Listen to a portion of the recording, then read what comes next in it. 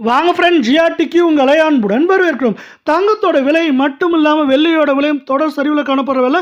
தங்கத்தோட விலையில் சரிவின் வேகம் தாக்கும் ஒவ்வொரு நாளும் மிக அதிகமாகவும் கடுமையாகவும் காணப்படுது. இதற்கான காரணம் என்ன, மேற்கொண்டு இந்த வாரத்தில் எந்த அளவுக்கு சரியாக போகுது அப்படிங்கிறத பற்றிலாம் தெரிஞ்சுக்க நம்ம சேனலை சப்ஸ்கிரைப் பண்ணுங்கள். வீடியோவுக்கு ஒரே ஒரு லைக் போடுங்க. வெள்ளி விலை 1 கிராம் 250 காணப்பட்டது. இன்று விலை மாற்றம் இல்லாமல் 250 நீடிக்கிற விலை 8 கிராம் 2000 காணப்பட்டது. விலை மாற்றம் இன்றி 2000 நீடிக்குது. இந்த வாரத்தை பொறுத்தவரை வெள்ளியோட விலையானது இதுவரை 10,000 சரிஞ்சிருக்கு.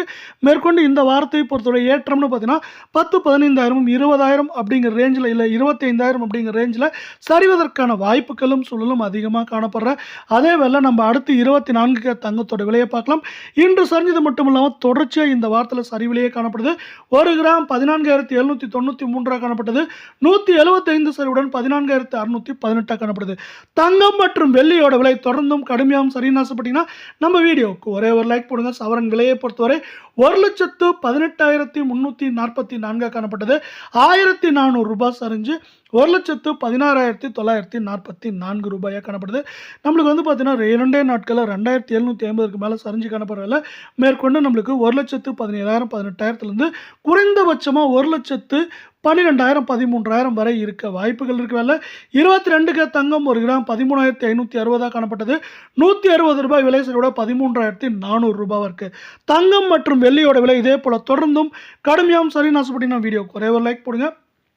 சவரன் விலை 1,08,480 காணப்பட்டது.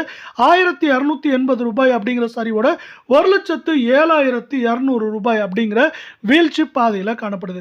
இது மேற்கொண்டு சரியறதுக்கான வாய்ப்புகள் அதிகமாக இருக்கா அப்படின்னு கேட்டிங்கன்னா கண்டிப்பாக இருக்குன்னே சொல்லலாம். மேற்கொண்டு சவரன் விலையானது 1,08,000 9,000 குறைந்தபட்சமாக 1,10,000 2,500 அப்படிங்கிற ரேஞ்சில் இருக்கிறதுக்கான வாய்ப்புகளும் சூழலும் மிக மிக அதிகமாக காணப்படுது.